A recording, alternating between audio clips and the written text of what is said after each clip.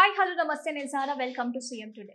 కర్ణాటకలోని ధర్మస్థల ఆలయం సమీపంలో సామూహిక అత్యాచారాలు, హత్యలు, ఖననాలు జరిగాయని తీవ్రమైన ఆరోపణలు చేసిన వ్యక్తిని పోలీసులు అరెస్ట్ చేశారు. ఈ ఆరోపణలు రాష్ట్రంలో పెను సంచలనాలని సృష్టించాయి. అయితే ప్రత్యేక దర్యాప్తు బృందం సిట్ నిర్వహించిన విచారణలో ఆ వ్యక్తి చేసిన వాదనలు పూర్తిగా అబద్ధమని, కల్పితమని తేలటంతో ఈ అనూహ్య పరిణామం చోటు చేసుకుంది.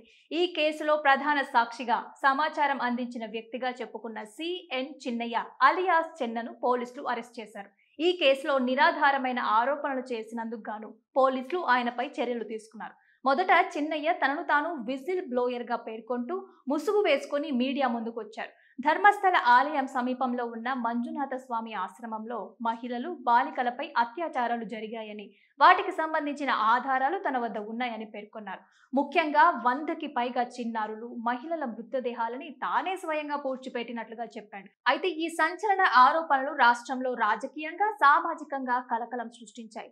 ఈ విషయంపై దర్యాప్తు జరపాలని అనేక డిమాండ్లు కూడా వచ్చాయి. ఈ నేపథ్యంలోనే కర్ణాటక ప్రభుత్వం ఒక ప్రత్యేక దర్యాప్తు బృందాన్ని ఏర్పాటు చేసింది. సిట్ అధికారులు చిన్నయ్యను రోజుల తరబడి విచారించారు. మరోవైపు అతడు చెప్పిన చోట తవ్వకాలు కూడా జరిపారు. ఎన్ని రోజుల పాటు తవ్వకాలు చేపట్టినా అక్కడ ఒక్క శవం కూడా దొరకలేదు. అయితే మరోవైపు ఆయన చెప్పిన వివరాలకి, వాస్తవాలకి ఎక్కడా పొంతన లేకపోవడంతో మరింత గట్టిగా దర్యాప్తు చేసి సాక్ష్యాలని మరోసారి పరిశీలించారు.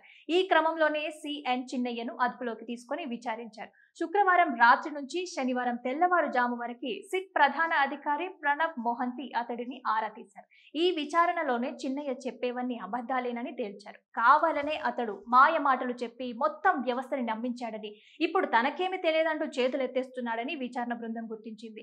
ఈ క్రమంలోనే అతడిని అరెస్ట్ చేసి ఈ రోజు కోర్టులో హాజరుపరచబోతుంది.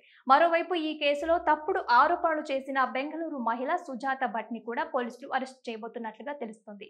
వైద్య విద్య చదువుతున్న తన కుమార్తె అనన్య భట్ 2003లో ధర్మస్థల వెళ్లి అదృశ్యమైందంటూ ఆమె ఫిర్యాదు చేసి మళ్లీ ఆ కేసుని వెనక్కి తీసుకుంది. తాను చెప్పిందంతా అబద్ధమేనని పేర్కొంది. దీంతో ఈ రోజు ఉదయం పోలీసులు ఆమె ఇంటికి వెళ్లడం జరిగింది. అదుపులోకి తీసుకున్నట్లుగా కూడా తెలుస్తోంది. అయితే ఈ కేసు మొదట్లైనప్పటి నుంచి బీజేపీ, కాంగ్రెస్ పార్టీల మధ్య తీవ్ర రాజకీయ వివాదం నడిచింది. ప్రతిపక్షంలో ఉన్న బీజేపీ ధర్మస్థల ఆలయం పరువును ప్రభుత్వం కాపాడలేకపోతోందని ఆరోపించింది.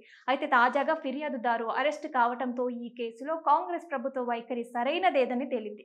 అయితే ఈ పరిణామం కర్ణాటక రాజకీయాలలో ఆసక్తికరమైన మలుపుగా మారింది.